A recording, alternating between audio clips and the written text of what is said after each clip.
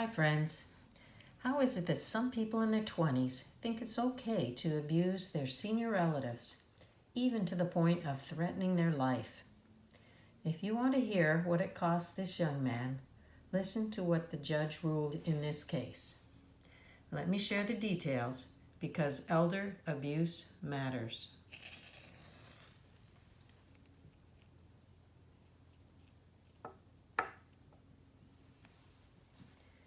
This case comes from an email from a granddaughter. Last summer, my 73-year-old grandpa had to go to the police about my cousin Lyndon.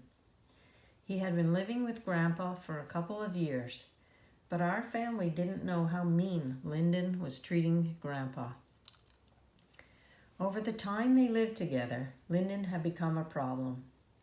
It started with using drugs while in the house. Grandpa told him he couldn't, but he did it anyway.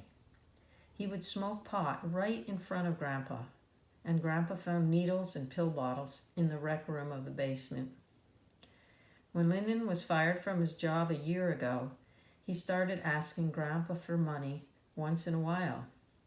Then it became weekly.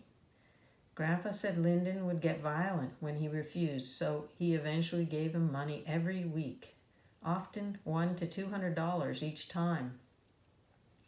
I've seen several holes in the drywall that Lyndon made and pieces of broken furniture from when he was scaring Grandpa to give him cash. The final straw for Grandpa was the day that Grandpa refused to give him the $500 he wanted.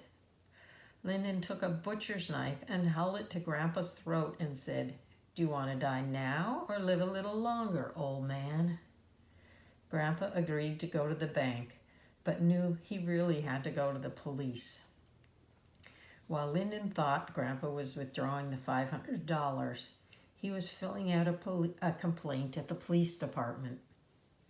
He didn't return to his home until after the police had come to the house and arrested Lyndon for assault and theft under $5,000. At first, Lyndon denied it, but the knife was still on the floor in the hall where Grandpa had said the assault occurred, with Lyndon's prints on it. His lawyer eventually got him to plead guilty, so the judge would be less harsh. He was sentenced to 6 months in jail, and he has to repay Grandpa the money he took, although we doubt that will ever happen. Grandpa seems more frail since all of this occurred, and he doesn't want to see Lyndon ever again. So friends, what was this grandson thinking, threatening his grandpa who was housing him and giving him spending money? Was it the drug addiction speaking? A young guy desperate for another drug hit?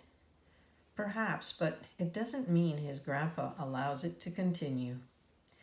I only wish that Grandpa had figured out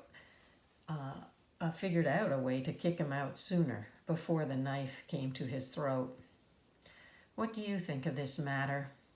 How would you have handled the grandson? And was the sentence adequate for the crime committed? Let us know in the comments below. And let us hope that Lyndon learns his lesson, that he rehabs from his drug problems, and he never threatens a senior again, because elder abuse matters. Friends, our goal here is to share abuse cases so that you'll know that you are not alone if you are suffering from elder abuse.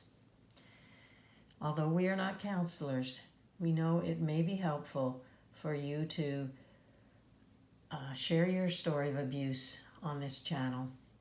Get it off your chest and know that it might help others. If you want to do that, just check the show notes below to find out how. And if you're interested in hearing other cases of a particular type of elder abuse, check the playlists for this channel. You'll see that we've categorized the videos into groups to make it easier for you to find what suits you best. And finally, please give it a thumbs up, share this video, and subscribe now to the channel to grow it so that together we can reduce the abuse, because elder abuse matters.